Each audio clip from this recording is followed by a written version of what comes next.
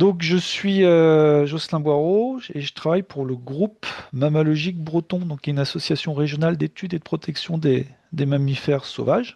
Je travaille sur la Bretagne administrative. Euh, je vais vous présenter donc un travail qu'on mène depuis de nombreuses années sur le muscardin, d'identification des indices de présence. Et, excusez-moi. Tac. Et donc ça, c'est dans cette présentation, hein, elle a lieu dans le cadre de la semaine du muscardin. Donc c'est un petit événement qu'on organise depuis pas mal d'années. Donc au début, on faisait la journée du muscardin, maintenant c'est la semaine du muscardin. Et cet événement, il est notamment réalisé et animé par le groupe Petits Mammifères de Bretagne. En Bretagne, le JMB, il anime un groupe d'études autour des petits mammifères et qui va se rencontrer notamment le week-end prochain à Vannes lors des rencontres mammalogiques bretonnes. Donc vous avez le chat et au fur et à mesure, si vous avez des questions, bah, vous pourrez les noter. On regardera ça, je regarderai ça à la fin, les questions. Et puis, tout ce que je vais évoquer, tous les documents que je vais évoquer, je vous renverrai un email avec les liens pour aller les télécharger. Donc, normalement, tout ce qui sera cité et présenté, il y aura un lien dans le PowerPoint, dans un email que je vous renverrai ultérieurement. Donc, le muscardin, c'est quoi? Bah, c'est un petit mammifère arboricole, une petite souris arboricole qui fait environ 7 cm. Elle a un poids qui varie entre 15 et 40 grammes. Donc 40 grammes, c'est notamment à l'automne, quand il a fait ses réserves de graisse.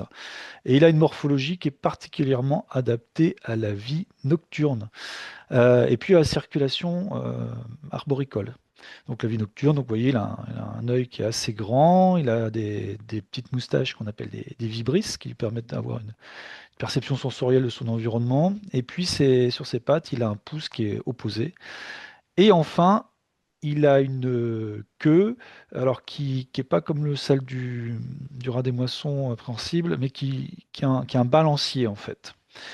Un taux de reproduction assez faible, une seule portée par an, 3 à 6 jeunes, une longévité pas très importante, 3 à 5 ans, mais quand même un peu supérieure à pas mal de petits mammifères de sa taille. Activité nocturne. Et puis une des spécificités, c'est que c'est un mammifère hibernant, donc il va passer entre novembre et mars, il va s'endormir profondément, donc il fait des réserves de graisse à l'automne. Et puis c'est une espèce qui a des territoires qui sont restreints et il circule très peu. Les travaux de radiopistage montrent qu'il y a des déplacements qui vont être de l'ordre de la centaine de mètres. Donc c'est un animal, comme vous allez voir, qui est quand même véloce. Donc là, c'est une petite vidéo qu'on a réalisée sur le terrain lors d'opérations de capture.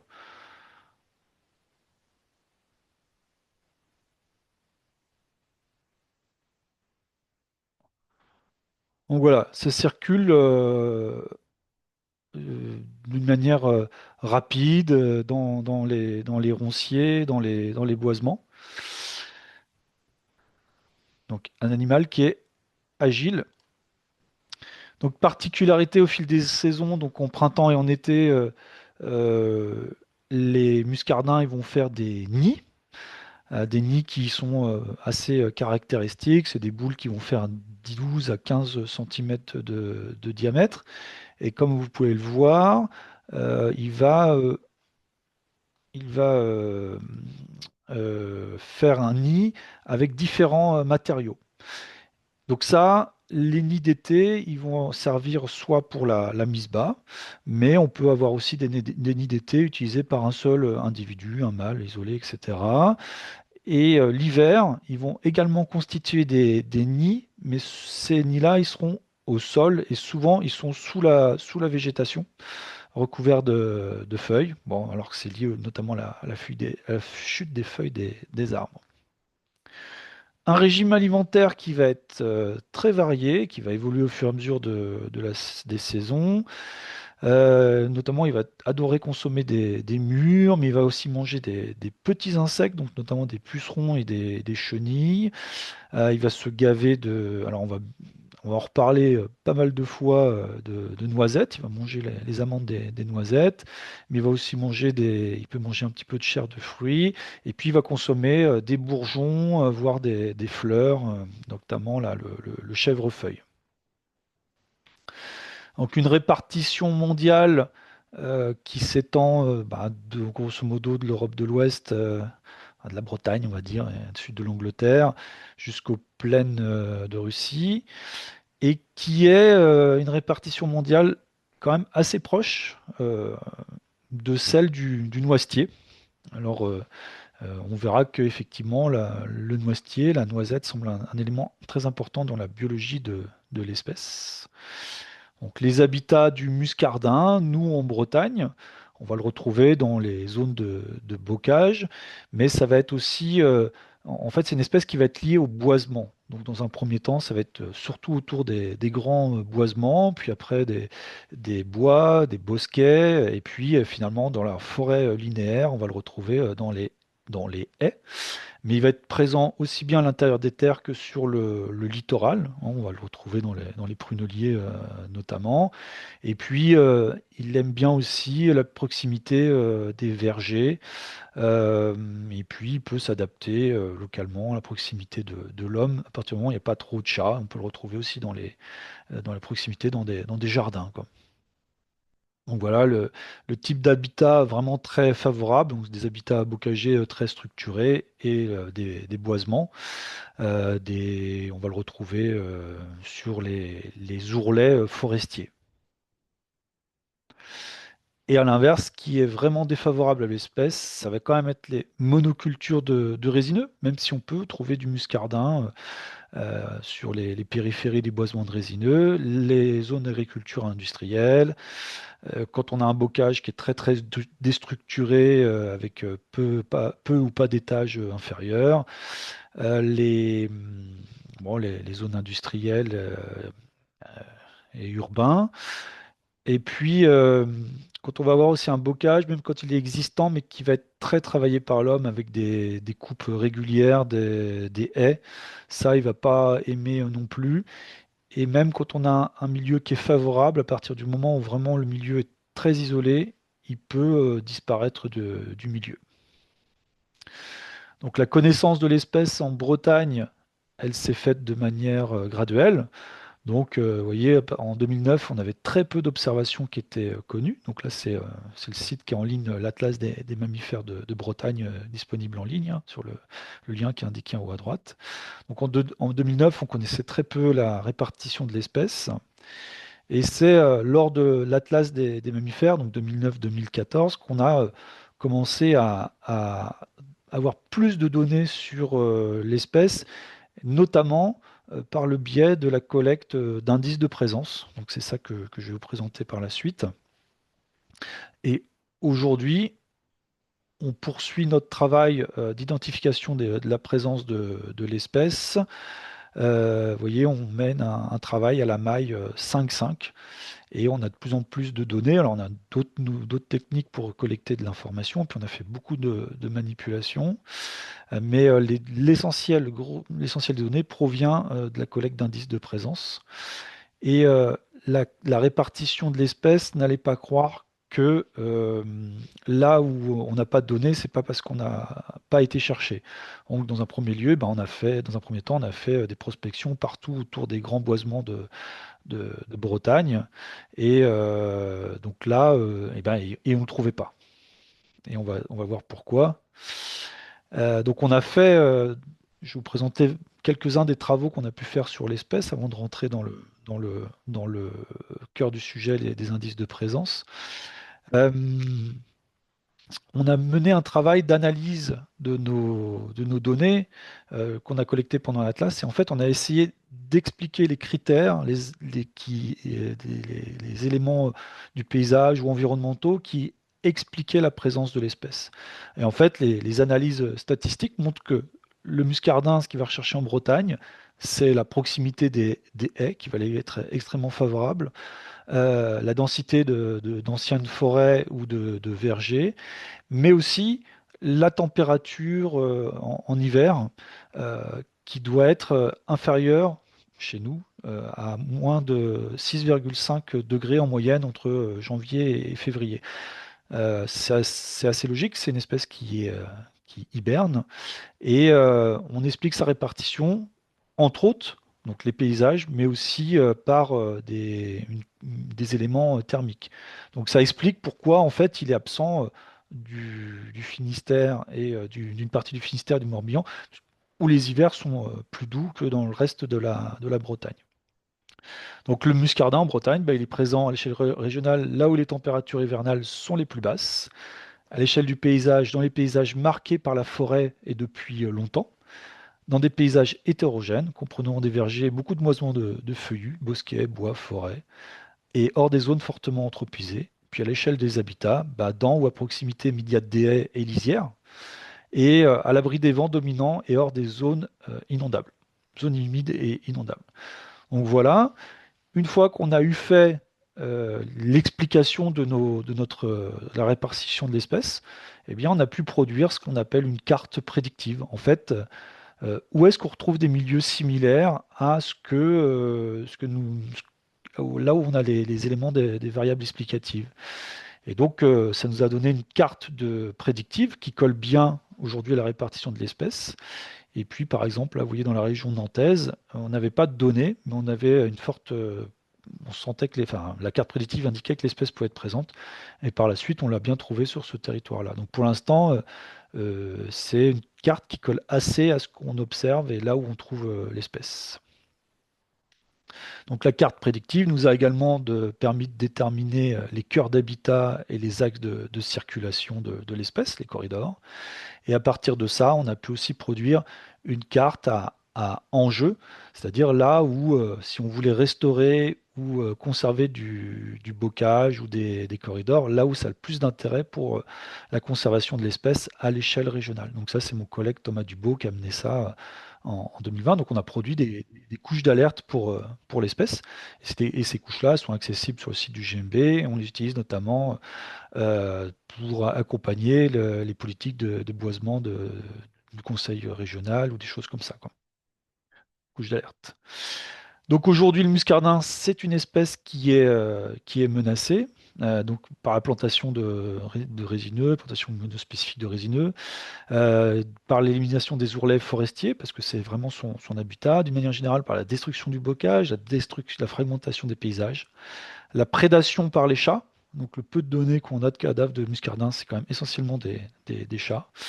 Le réchauffement climatique, puisque si l'espèce est liée à des hivers froids, on craint que son habitat se réduise. Et puis on a pu montrer, mais là je ne vous le présenterai pas, on a notamment travaillé sur des travaux génétiques et on montre qu'il commence à y avoir des populations qui sont assez isolées génétiquement.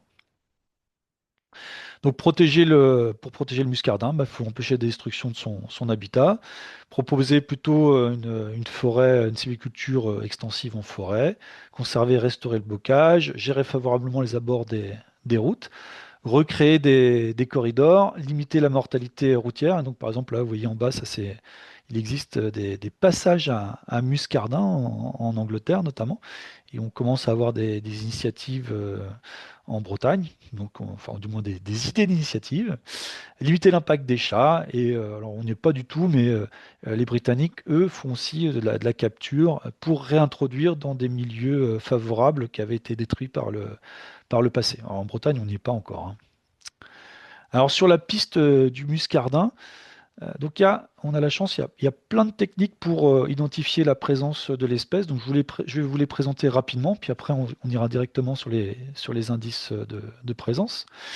Le premier indice, c'est les nids. Alors il s'avère qu'effectivement, les nids du muscardin, ils sont assez spécifiques, caractéristiques. Donc on va les retrouver principalement dans les ronciers, mais ça peut monter assez haut. Des nids peuvent être constitués assez haut dans les strates arborées. Et ce qui va les caractériser, c'est la présence d'herbes au cœur, et puis après d'autres couches de végétation qui vont être faites avec des feuilles de noisetier, de roncier, en fait c'est les espèces les plantes qui sont autour du nid. Et on va les distinguer par exemple du nid du rat des moissons. Le nid du rat des moissons, lui, il est plutôt bas dans la végétation, il va plutôt être notamment dans les roselières et rupisylves, mais pas que, il peut être aussi dans les haies et il va être constitué que d'herbes. Donc on peut distinguer les nids des muscardins. Mais pour le coup, nous en Bretagne, on utilise peu ce critère-là parce que on en trouve très peu des nids de muscardins. Moi, j'en ai très très peu observé. C'est pas facile.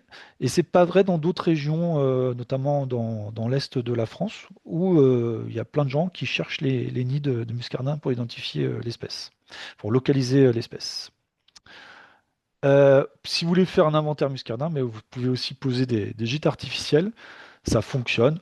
Donc notamment par exemple les nichoirs, mais on va être honnête, nous on l'a essayé, on en a mis je crois plus de 300 dans des boisements. C'est très lourd et puis ça prend beaucoup de temps pour poser, relever et finalement ça va être une technique qui va utiliser notamment les Britanniques, eux ils utilisent cette technique-là pour faire du suivi de population en faisant des contrôles réguliers. Mais pour le coup, nous, on a essayé en Bretagne et on avait genre 2 ou 3% des nichoirs qui étaient occupés. Et on a abandonné parce que ça demandait vraiment trop de temps pour peu de résultats. Mais je sais qu'il y a d'autres régions en France où ils continuent à le faire. Alors, il y a d'autres types de nichoirs. Il y a ce qu'on appelle les nestubes. Vous voyez, c'est des petits carrés, des petits tubes en plastique. Donc ça, l'avantage, c'est que c'est beaucoup plus facile à mettre en œuvre. C'est léger, c'est simple. Et c'est très attractif pour le muscardin. Ça n'empêche que ça demande de la manipulation pour les mettre en œuvre. Ça demande aussi beaucoup de temps pour les relever. Et puis nous, on s'est aperçu que c'était pas durable avec l'humidité, le temps. Au bout de 2 ans, les plaques qui servent en fait, de support et puis à boucher le nid et se dégradaient. Donc ça, c'est une technique par contre qu'on a utilisée pour faire nos travaux sur la génétique et capturer des animaux, parce que c'est des systèmes assez attractifs, comme vous allez pouvoir le voir là. Voilà. Donc j'espère que vous entendez. Normalement, il y a du son, hein.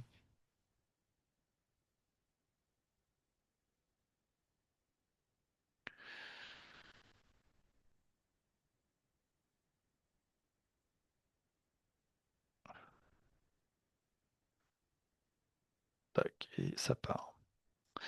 Alors, ces nest tubes, on va pouvoir aussi les utiliser avec d'autres systèmes, notamment on va pouvoir mettre du scotch, ça va faire des pièges à poils. Et puis on va aussi pouvoir avoir des systèmes avec du papier et puis du papier buvard et puis des encriers, et ça fait des pièges à empreintes. Alors là, bah, quand on a du poil, ça veut dire qu'il faut faire de l'analyse génétique derrière pour être sûr de l'espèce. Donc ça peut permettre de contacter d'autres espèces aussi. Et puis le problème, c'est aussi, bah, à nouveau, ça demande beaucoup de temps et de manip pour que ça marche. Mais c'est un système qui fonctionne. Et puis, bah, ces nest tubes, ils peuvent être aussi associés à des pièges photos. Même si l'animal ne fait que passer, laisse pas de traces d'indices dans le nest tube, ben, vous aurez avec un piège photo des indices de présence. Bon, vous voyez, donc là, à nouveau, ça reste des techniques qui peuvent fonctionner, qui peuvent être utilisées dans certains travaux scientifiques. Et c'est un petit peu marginal pour pouvoir faire vraiment un inventaire à une échelle un peu large, quoi. Caméra thermique. Donc là, on a notamment nos collègues du GMN qui ont mené des travaux, enfin, qui ont essayé cette technique-là. Donc, je vous ai mis une petite vidéo.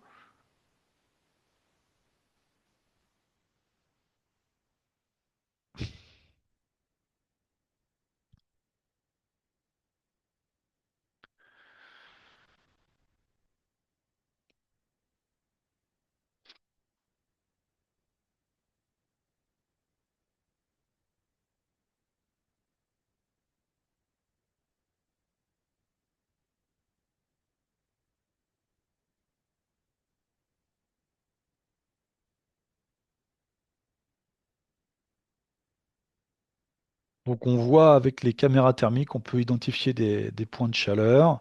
Et puis, ça peut nous permettre de repérer des animaux. Donc, nous, on a essayé cette technique-là. Alors, ça fonctionne, mais à nouveau, ça reste une technique euh, qui prend du temps.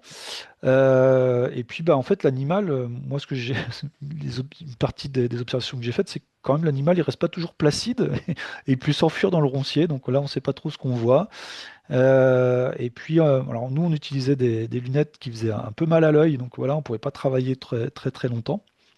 Donc à nouveau, c'est un outil qui peut être utilisé ponctuellement pour des travaux si on veut identifier l'espèce, mais qui a pas mal de limites. Et donc on va aussi trouver, on va pouvoir utiliser les pelotes de réjection. Donc les frais va consommer des micro-mammifères, notamment on peut trouver dans les pelotes des frais du muscardin. On en trouve plus dans les pelotes de chouette hulotte, parce elle chasse plus en milieu forestier. Mais vous voyez, dans l'atlas qu'on a mené en 2015, là, on a trouvé 10 crânes sur 121 000 proies. Donc ça marche, mais c'est peut-être pas la technique la plus simple pour faire un inventaire à large échelle. Et enfin, quelque chose qui est nouveau, c'est les ultrasons. Donc le muscardin, il ne met pas des ultrasons en tant que tel, mais il va plutôt émettre des sons très très aigus. Et on va pouvoir utiliser les mêmes outils qu'on utilise nous pour faire des inventaires de chauves-souris, pour enregistrer dans les forêts des ultrasons. Et on a des outils qui aujourd'hui permettent de distinguer sur les milliers de sons qu'on enregistre à la nuit des sons qui se rapprochent du signal du muscardin. Donc pour ceux qui connaissent, là on a une vision de l'ultrason et on utilise donc les ralentis par 10 et juste pour... Ça fait un bruit de bouilloire. Alors j'espère que vous entendez, vous allez entendre là normalement.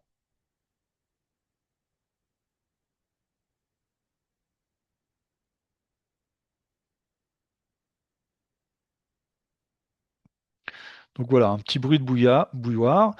Donc, quand on a commencé à utiliser cette technique-là, on s'est dit que ça allait être vraiment super. Euh, mais en fait, à nouveau, c'est une technique qui va demander beaucoup de temps. Le muscardin, il crie pas tout le temps, donc c'est plutôt à l'automne. Ça prend du temps pour mettre en place les enregistreurs, ça prend du temps pour aller les récupérer. Après, il faut les décompresser les sons, les envoyer sur des sites qui permettent de faire de l'identification automatique, ou alors on utilise des logiciels spécifiques. Donc en fait, c'est quand même une technique qui est longue, mais qui peut apporter dans des zones où vraiment on n'a pas de milieu favorable et qu'on soupçonne que l'espèce soit présente, on peut tester. Alors pour l'instant, les tests qu'on a fait nous en Bretagne ont montré que là où on ne trouvait pas d'indices, on ne trouvait pas de muscardin, même quand les milieux étaient favorables. Mais voilà, on est vraiment que au balbutiement. Et enfin, pour identifier l'espèce, alors j'ai pas cité aussi tous les cadavres qui peuvent être ramenés par les chats, notamment, mais pour identifier l'espèce, nous, la technique qu'on va utiliser en Bretagne, c'est les restes de repas, quelque chose comme ça. Donc notamment les noisettes et les merises.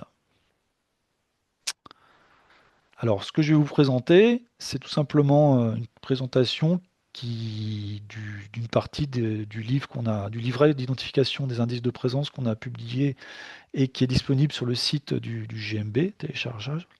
Donc, les indices de présence, c'est vraiment une technique qui est accessible à tous. Il n'y a pas besoin de matériel bien particulier. Et c'est quand même une technique qui permet de localiser facilement les populations. Donc, quand moi je fais des prospections, enfin au GMB, on s'est amusé un peu à se chronométrer. Quand nous faisons des prospections, quand on arrive dans sa zone où l'espèce est présente et quand on trouve un milieu qu'on juge favorable, en moyenne, on met 8 minutes pour trouver un indice de présence. Sachant que vraiment là où il y a des très fortes densités, ça peut être ramené à quelques minutes. On trouve des fois des indices de présence directement en sortant de la voiture. Le premier indice, et celui sur lequel on va avoir plus de données, c'est les noisettes. Alors, ce qui caractérise une noisette qui a été mangée par un muscardin, c'est son aspect rond. Donc rond et régulier. Et puis, on va avoir à l'intérieur, sur la bordure rongée, un aspect très lisse, sans marque de dents perpendiculaires. Alors, je vais vous montrer des photos après. Et autre chose, on va trouver en bordure de la noisette, du trou, des petites griffures. Alors c'est très certainement ces dents avec lesquelles il s'appuie pour ronger la noisette. Et donc en zoom, ça donne quelque chose comme ça. Donc une noisette rongée par le muscardin, c'est très rond. Donc, comme je disais, il y a des petites griffures sur le bord. Et ça, c'est comme si on avait ouvert la noisette avec un ciseau à bois en travaillant de manière parallèle à la coquille de la noisette. Et quand vous avez une noisette qui est rongée par un campagnol ou un mulot, vous n'allez pas du tout avoir ça. Alors déjà, c'est pas toujours rond le trou, mais surtout, on va avoir des traces de dents qui, elles, vont être perpendiculaires. Et ça se voit vraiment très bien, même sur des noisettes un peu usées. Alors des fois, quand les noisettes vraiment sont trop usées, ben, on est obligé de chercher d'autres, mais ça se voit très bien. Et là, je refais une autre, c'est la même chose. Donc là, on voit encore très bien cette forme très ronde qui est caractéristique. L'ouverture qui est à l'intérieur de la noisette qui est lisse. On voit quand même des petites traces de dents, mais qui correspondraient voilà, comme à des coups de ciseaux à bois, vraiment dans le sens de la noisette. Petite griffure autour. Et là, campagnol ou Milo. Et là, à nouveau, on voit pour le coup des traces de dents qui vont dans le sens perpendiculaire. Et puis ça va être beaucoup moins propre. Et vous voyez, il n'y a pas de griffure sur l'extérieur de la noisette. Tac. Autre chose, une noisette qui est rongée par le muscardin, on va la tenir d'une manière, enfin quand on va la regarder sur le côté, ça fait comme un plateau. C'est très plat. Tandis que un mulot ou un campagnol, eh bien, ils vont avoir tendance à creuser. Donc on va retrouver, quand on la regarde de côté, ça va plutôt être incurvé. Donc attention, on a alors admettre tout le monde, excusez-moi. Donc on va avoir ça c'est la règle classique, mais on va quand même pouvoir trouver des petites choses un peu atypiques. Alors notamment quand les noisettes sont très vertes, quand le muscardin il a pris des noisettes jeunes, bah, ça va pas forcément être tout le temps rond. On va avoir des formes un peu plus ovales, oblongues, que sais-je, en forme de cœur. Donc là, vous voyez, il y a des ouvertures à bord large, des ouvertures en forme de cœur, des ouvertures étirées. Donc on va trouver diverses formes d'ouverture. Mais à chaque fois, on voit bien la structure qui se répète, c'est-à-dire à l'intérieur, on a comme des coups de ciseaux qui vont être perpendiculaires à la coquille et les petites griffures sur le bord de la noisette, et donc l'absence de coups de dents perpendiculaires. Donc on travaille beaucoup sur les noisettes, mais il y a un autre indice qui est extrêmement facile à trouver. Les muscardins en sont dingues, c'est les merises. Alors ils mangent pas, a priori, la chair du fruit, ou peu. Ce qui les intéresse vraiment, c'est l'amande qui est au cœur du noyau. Et ça va être la même chose. Donc, je vous ai mis une photo d'un noyau de mûrise avec à côté d'une noisette pour voir un peu l'échelle. Donc, c'est environ un tiers. Et ça va faire la même chose, c'est-à-dire que le muscardin, eh ben, il va faire un trou rond quand on le voit de dessus. Et quand on regarde avec une loupe ou mieux une binoculaire, on voit qu'il n'y a aucune trace dedans, si ce n'est des marques qui vont dans le sens du- enfin, parallèle à la coque du noyau de mûrise. Quand dans un paysage, il y a un merisier et un noisetier, il faut se précipiter sur le merisier. Je ne sais pas pourquoi, c'est extrêmement attractif. On trouve très facilement les indices, en quantité en plus. Et les noyaux de mûrise, je trouve qu'ils se conservent mieux sur le sol. Ils sont presque plus durables que les noisettes. Et c'est en quantité phénoménale. Il est dingue de ça.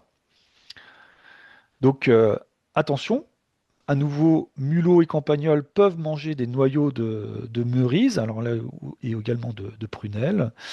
Mais c'est la même chose, c'est-à-dire que bah, le mulot, il va faire un travail moins propre, il va creuser sa mûrise, et puis on va à nouveau voir des traces de dents quand on va regarder à la loupe ou à la bino. Donc même critère sur les mûrises. Alors on cite les mûrises, mais il est dingue aussi des cerises. Donc on va trouver les mêmes indices de présence sur les noyaux de cerises. Donc, un peu plus gros, mais on retrouve la même chose, rond, les traces de dents dans le sens de la coque.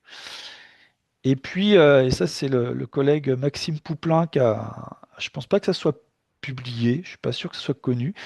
On a aussi trouvé des indices de présence sur les akènes du charme.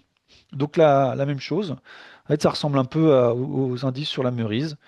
Voilà, il va faire des trous en rond et on va retrouver des tas de petites akènes qui vont avoir été rongées. Alors attention, il n'y a pas que le muscardin qui mange et les mulots et le campagnol qui vont manger des noisettes. L'écureuil va pouvoir en consommer. Donc l'écureuil, bah, c'est assez simple, hein. Souvent, il va fendre la noisette en deux. Et on va trouver, et pour le coup, le bord va être très lisse, mais on voit bien que là, on n'a pas un trou, quoi, hein. C'est bien une noisette qui a été fendue.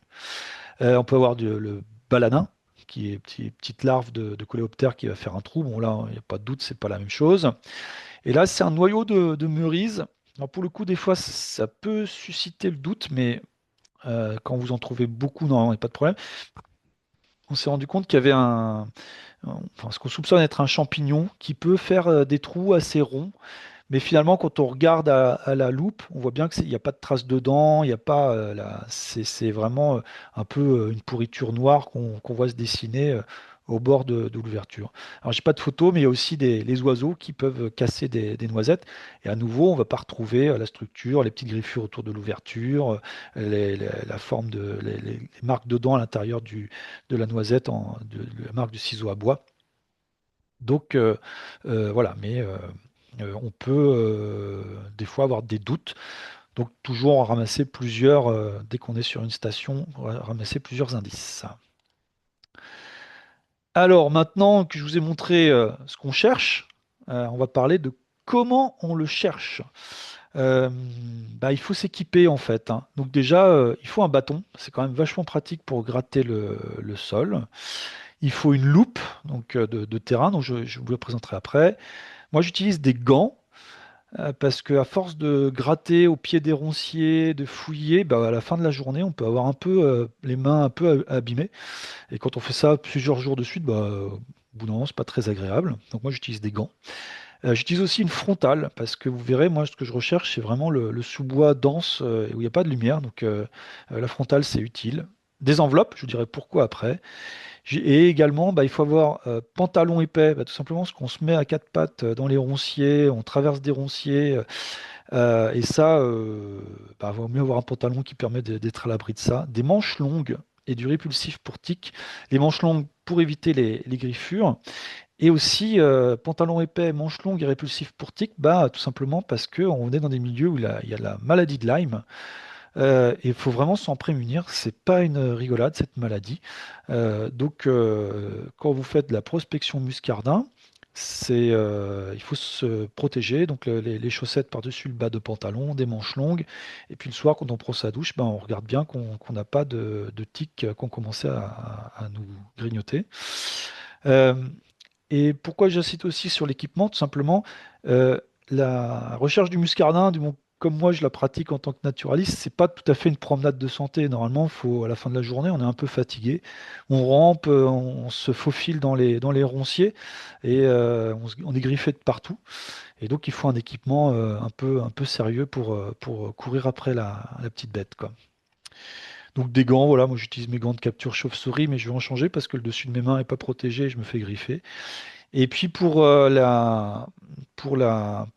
le terrain, j'utilise une loupe classique qu'on trouve de diamètre 30, là, une fois 6. Bon, c'est un modèle Eschenbach classique qui coûte environ 25 euros. C'est rustique, ça tient bien. Je mets une petite ficelle autour du cou. Mais par contre, j'essaye systématiquement de vérifier je revalide mes données de terrain sous une binoculaire. Bon, normalement, il n'y a aucun problème, mais j'aime bien faire ça. Et alors, pourquoi les enveloppes? Bah, tout simplement, toutes les données qu'on collecte, tous les indices qu'on trouve, nous, on les met dans des enveloppes et on va les référencer. Ça permet, alors, moi, j'en fais, après, je conserve 2 à 3 échantillons par station. Donc, voilà. Et ça permet tout simplement de pouvoir revenir sur les données. On a eu quand même beaucoup de. Ça nous arrivait régulièrement que des gens nous disaient, voilà, moi j'ai trouvé des noisettes à muscardin. Et ben, les gens ne conservaient pas l'indice, et finalement, c'était une donnée un peu originale, un peu en dehors de l'aire de répartition, et ça nous obligeait à retourner sur le terrain pour essayer de le valider, on ne retrouvait pas. Donc, vraiment, conservez vos indices, référencez-les, et, euh, et donc, et puis, ben, les enveloppes, vous pouvez, une fois qu'elles sont revalidées, ben, voilà, moi je mets du feutre, et puis c'est reparti pour un tour. Et donc, j'essaie de conserver tous les indices de présence, enfin, à moins des échantillons. Puis après, peut-être qu'on pourra faire d'autres travaux sur ces noisettes rongées. Euh, Maintenant qu'on sait ce qu'on cherche, comment on le cherche, quand est-ce qu'on le cherche, on peut trouver des indices de présence en fait toute l'année. Mais au fur et à mesure du temps, les noisettes, elles vont se dégrader et donc elles deviendront un peu moins visibles. euh, les critères deviendront un peu moins visibles parce qu'une noisette qui a séjourné dans la flotte, bah, elle s'altère, elle finit par se décomposer. Donc on va quand même pouvoir trouver des indices tout au long de l'année, notamment des noyaux de mûrise, mais c'est quand même en août, septembre, octobre où on va faire nos prospections, tout simplement parce qu'il y a des jeunes noisettes dans les noisetiers, et les noisettes, là, à ce moment-là, sont très visibles quand elles tombent au sol, elles sont un peu plus claires. Et c'est finalement les premiers coups de vent avec la chute des feuilles d'arbre qui vont faire qu'on limite nos prospections. Et donc là, on travaille souvent à partir de la mi-août jusqu'à la mi-octobre ou un peu plus loin, suivant ce qu'on a comme temps dispo, puis les premiers coups de vent. Donc là, en ce moment, on peut aller courir après les noisettes. Et maintenant, où est-ce qu'on cherche? Euh, Quand on prend notre carte IGN, on va regarder, comme on le disait, les vieux boisements et les puits, le bocage, mais on va pas aller au cœur des boisements. Alors pourquoi? Bah parce que même s'il y a des noisetiers, très souvent ils vont être ombragés, ils vont être un petit peu chétifs, peu productifs. Et ce qu'on va viser au contraire, c'est vraiment les périphéries des boisements. Là, on va avoir des belles lisières avec des ronciers, des noisetiers. Et puis, après, une fois qu'on a fait ça, bah, c'est le réseau bocager. Donc là, j'aurais pu aller du côté de, par exemple, Porce-Lucas. Là, c'est une zone que j'aurais pu prospecter si j'avais pas eu tous ces milieux formidables autour, là. Mais donc, on vise vraiment les périphéries des boisements et on ne cherche pas à rentrer dans les boisements. Alors, ça ne veut pas dire que l'espèce n'est pas présente, hein. Ça veut dire que c'est plus simple, beaucoup plus simple d'aller sur les périphéries, quoi. Donc là, c'est le type de milieu qu'on va aller rechercher. Là, on voit des noisetiers qui sont alors en périphérie d'un boisement de résineux. C'est peut-être pas le mieux, hein. Un boisement de feuillus, ça serait encore un peu plus favorable. Mais enfin voilà, c'est ce type de milieu. Ce que je vais éviter, par contre, c'est les milieux un peu rachitiques. Là, vous voyez, là, il y a du noisetier, il y a du roncier. Mais on voit bien que c'est pas des vieux ronciers ou noisetiers plutôt, et qu'ils ont sans aucun doute été coupés. Et je vais rechercher d'autres milieux périphériques beaucoup plus favorables. Là, par exemple, on a des super milieux. Donc là, on a à gauche une grosse haie de noisetiers. Et à droite, on a un gros noisetier avec, on le voit, on le distingue un petit peu dans le fond, là, des gros ronciers. Bah, si j'ai le choix, alors ces deux milieux-là, j'avais le choix, ils étaient vraiment côte à côte. Et j'ai commencé un peu à gratter au pied des noisetiers. J'ai pas trouvé. Et en fait, il faut vraiment privilégier le mixte roncier-noisetier. Parce que vraiment, le roncier, le muscardin, adore manger des mûres, il va y faire ses nids. Et donc, c'est ici que j'ai trouvé en quelques instants, alors que là, j'ai gratté, je sais pas, une dizaine de minutes sans rien trouver, un petit quart d'heure. Et donc, vraiment, faut privilégier le mixte noisetier-roncier. Là, j'ai un peu la même configuration. Là, alors là, j'ai une superbe haie de noisetier qui est extrêmement favorable. Il n'y a aucun doute, je peux trouver le muscardin, parce qu'en plus, je vois qu'il y a de la ronce autour. Mais juste en face, j'avais ça. C'est un petit coin de boisement. J'ai des très vieux noisetiers. Et puis j'ai un énorme roncier au bord. Et c'est là que je vais aller en priorité chercher mon espèce. Si j'avais pas eu ça, bah, je serais allé sur la haie et je l'aurais trouvé, quoi. Mais là, bah là, c'est ça que je recherche.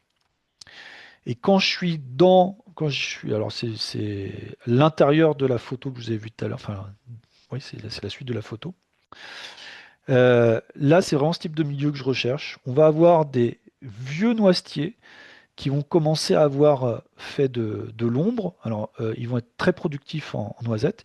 Ils produisent de l'ombre, ce qui fait que la lumière rentre pas trop.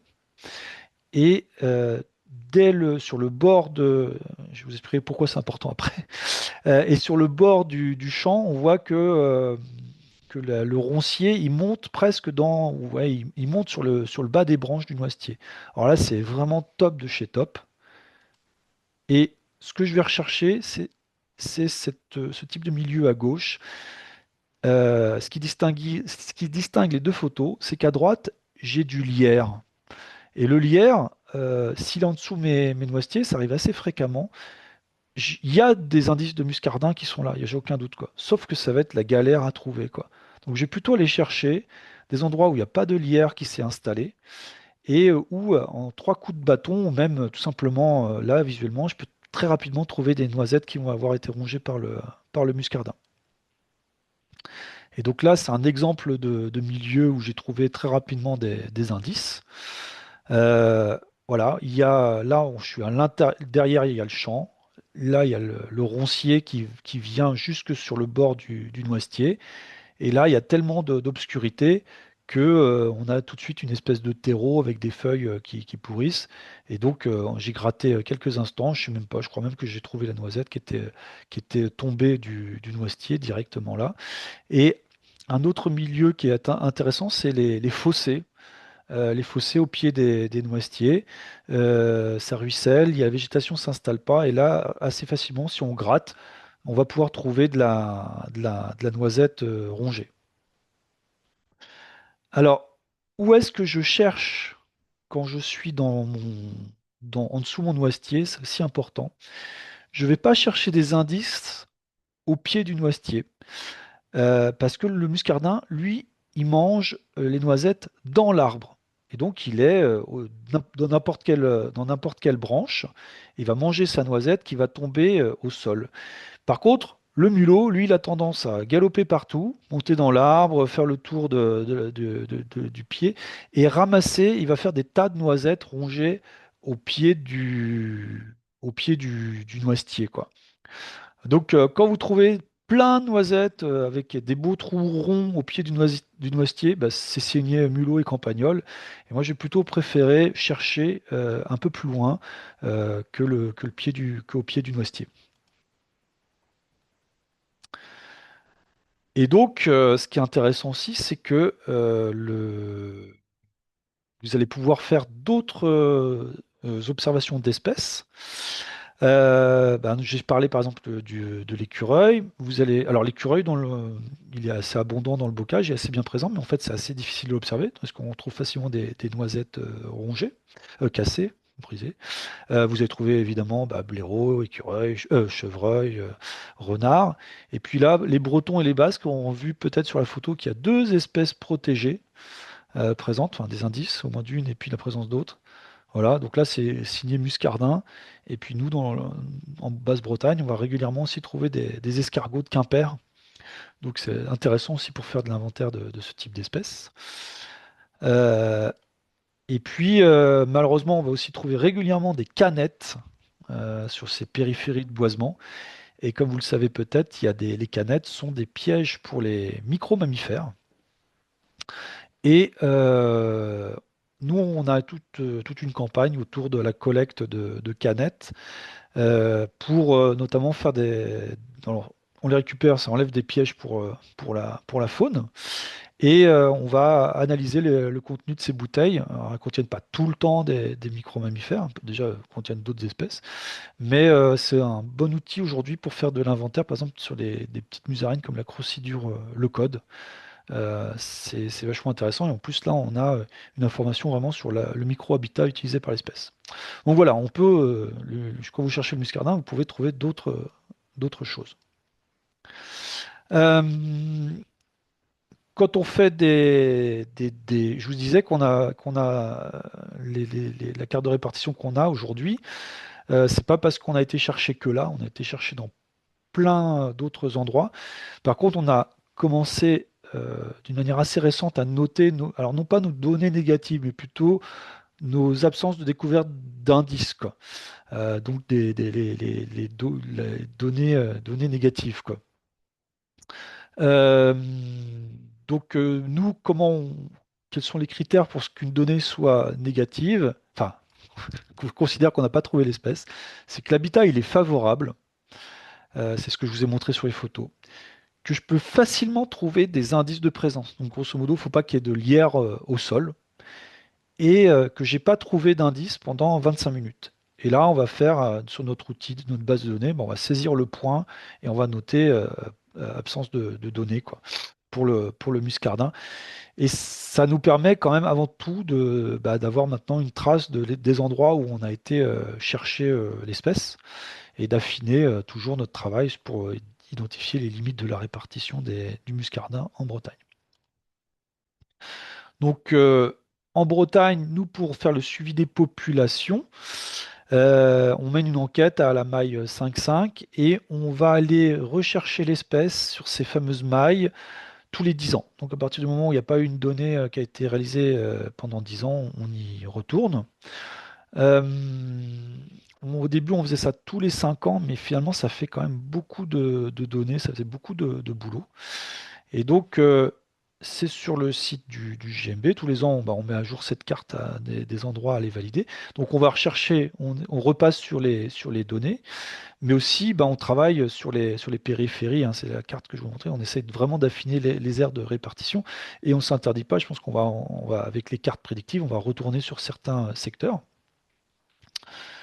Et donc, bah, les gens qui veulent s'engager, et j'espère que vous serez nombreux et nombreuses après cette présentation à vous engager sur ce boulot, on transmet des cartes avec le contour des mailles, avec les données qui sont dites positives, les données récentes, et puis les données historiques qu'il faut revalider. Donc on peut s'amuser à repasser sur la station, mais on peut aussi essayer d'aller chercher des secteurs autres sur le cadran. C'est toujours intéressant d'avoir plein de données, parce que c'est bien ça qui va aussi nous permettre d'affiner nos modèles prédictifs. Et puis c'est quand même une espèce qui est protégée par la loi, ça je ne l'ai pas dit au début.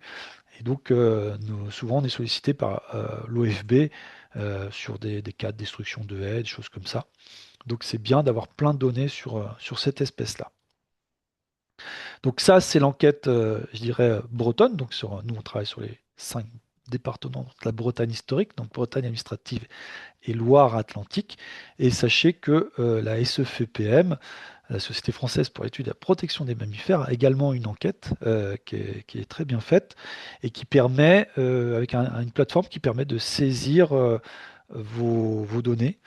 Donc, je citais tout à l'heure la nécessité de collecter ces indices de présence, mais pour faire valider et transmettre vos informations, notamment sur cette plateforme, euh, prendre des photos propres des noisettes permet vraiment aussi d'avoir un indice qu'on peut valider sans problème. Pas obligé de transmettre toutes les noisettes. Si vous voulez en savoir plus sur la biologie du muscardin, donc évidemment, les indices de présence, il y a le livret qui est téléchargeable sur le site du GMB, mais les grosses références qu'on a en Europe, bah, c'est notamment la Bible, c'est The Commander Mouse alors jusqu'à Ethics. Alors, donc c'est donc il est à l'université de Vilnius. Donc je ne sais pas si ce livre est encore accessible. C'est vraiment une grosse synthèse sur la biologie de l'espèce. Elle est en anglais. Et j'ai vu qu'elle était accessible en ligne sur sur un site de l'université de Vilnius, je crois. Et puis il y a nos collègues de la Mammal Society et les Britanniques qui font vraiment aussi un gros travail. Ils ont même aussi ils ont des réserves à muscardin, même sur l'île de White. Enfin voilà, il y a tout un travail. Et donc, ils ont notamment des guides techniques sur la gestion des milieux naturels pour le muscardin, l'identification de l'espèce, etc. Toutes les présentations, tous leurs travaux de capture, pas de génétique, mais de capture, de réintroduction, etc. Donc, ça, c'est des outils super intéressants. Bah voilà, bravo, vous avez été jusqu'au bout. Donc, pour le petit plaisir, une petite vidéo qu'on m'a transmise l'année dernière. Chose assez rare. Donc là, c'est un monsieur bah, qui coupait sa haie et qui a sans aucun doute dérangé une femelle muscardin. Et donc on la voit retransporter son jeune. C'est une vidéo assez incroyable. Petite bête. Et bah voilà. J'espère que j'ai respecté à peu près le temps. J'espère que j'ai pas été trop rapide. Et maintenant, je vais regarder. Alors, j'avais pas, je vous voyais pas. J'ignore si vous avez des. Ah, il n'y a pas de son sur les diapos. Bah, je suis désolé. Pas de son pour diapo et vidéo non plus ici. Bon, je suis désolé. Bon. Ah, bon, alors vous n'avez pas du tout dû entendre la bouilloire du muscardin. Donc je peux vous la refaire. Ça faisait vraiment un son de bouilloire. Après les vidéos, bah, j'espère quand même que vous avez pu les voir. Je suis désolé que vous n'ayez pas eu le son. Euh, Est-ce que vous avez des questions que vous pouvez poser dans le chat? Ah ouais, alors je vois que vous avez des questions, effectivement. Faut-il une lentille particulière pour les pièges photos pour le muscardin? Alors je crois que oui, mais je ne suis pas un spécialiste de ça. Il me semble qu'il faut des focales courtes.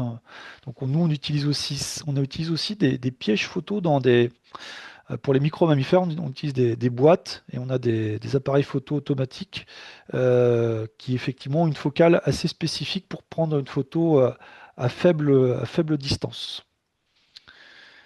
Alors, euh, il n'y a pas de son sur les diapos, ok, d'accord. Merci, c'était très intéressant. Bah, super. Merci beaucoup. Bon, bah voilà, j'ai l'impression que j'ai été assez, que je vous ai, que j'étais, que c'était assez complet. Euh, et puis, bah, finalement, alors, voilà, j'ai une question. Est-il utile de prospecter dans le sud Morbihan tout en sachant que le milieu n'est pas favorable? Bonne question. Euh, Moi, je pense que vous pouvez toujours essayer, mais ça risque d'être. Nous, on l'a fait, on n'a pas trouvé. Mais j'ai pas envie d'empêcher les gens de chercher. Vous trouverez au moins peut-être de l'escargot de Quimper, des choses super intéressantes. Il semble quand même se dessiner une aire de répartition assez claire. Quand on est dans le Morbihan, là, on a l'impression que ça s'arrête d'un coup. Là, quand on fait nos prospections, presque à 500 mètres près, on trouve plus, quoi. Mais voilà, il y a peut-être des populations résiduelles, on est peut-être passé à côté de choses, donc voilà, et c'est toujours intéressant. Il y a toutes des journées de prospection organisées dans le Finistère ou ailleurs. Donc là, c'était bah, notamment dans le cadre de la journée du muscardin, donc il y avait diverses dates qui étaient proposées de prospection collective. Euh, je ne sais pas s'il en reste, mais par contre, dans le Finistère, on est en train de travailler avec Morlaix Communauté. On fait une enquête à la maille 2 km sur 2 km, donc il doit rester encore un petit peu de terrain. Alors, si j'ai bien compris, là où les hivers sont plus froids, c'est favorable à la présence du muscardin. Eh ben oui, c'est bien ça qu'il faut comprendre, c'est quand il fait froid que le muscardin peu hiverner et ça semble être un élément vital pour lui. Peut-être tout simplement parce que, il y a moins de ressources en nourriture à ce moment-là et s'il ne peut pas s'endormir profondément, peut-être qu'il ne peut pas passer l'hiver. Alors, c'est en tout cas une hypothèse qu'on soumet. En tout cas, nous, la répartition, il y a quelque chose qui apparaît sur la température. Merci pour les réponses. Ok, c'est cool. Comment fait-on remonter nos observations? Alors, pour remonter les observations, vous pouvez me les transmettre à moi. Vous m'envoyez des photos. Normalement, vous avez récupéré mon email quand je vous ai envoyé le lien pour la visio. Et puis, vous pouvez également m'envoyer les demandes de cartographie sur quel secteur. Vous m'envoyez grosso modo la commune sur laquelle vous êtes intéressé ou le secteur. Les lisières nord sont-elles plus favorables? Je ne sais pas, honnêtement.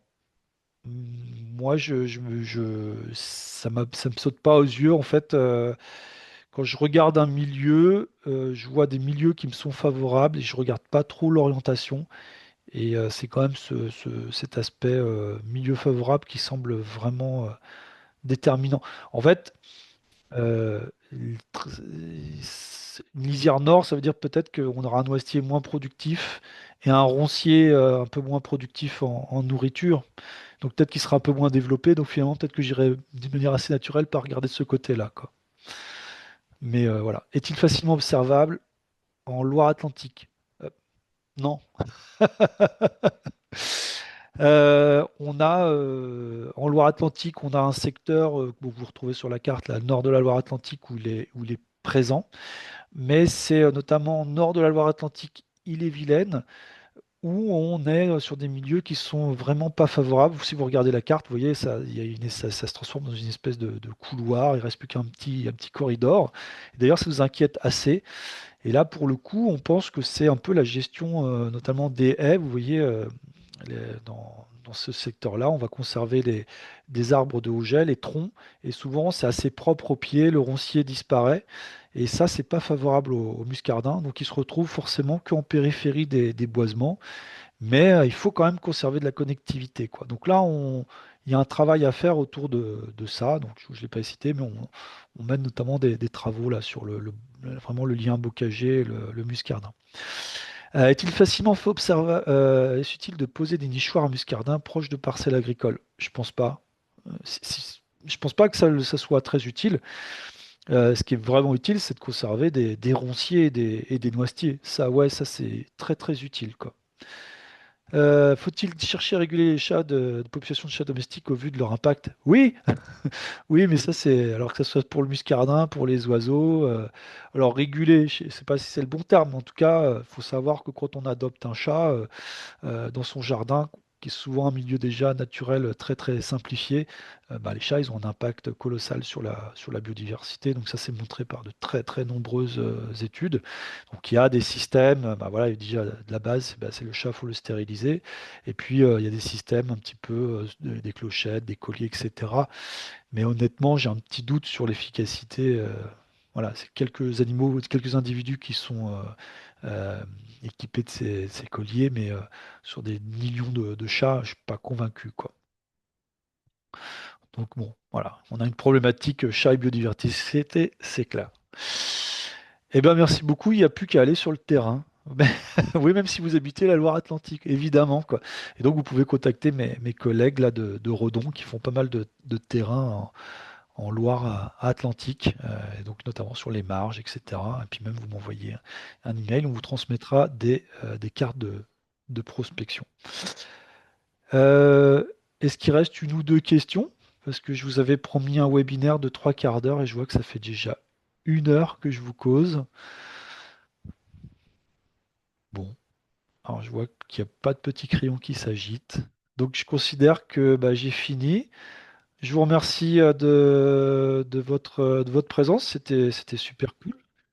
Euh, et puis donc, je vous renverrai un petit lien avec la vidéo et puis toutes les références que j'ai pu évoquer dans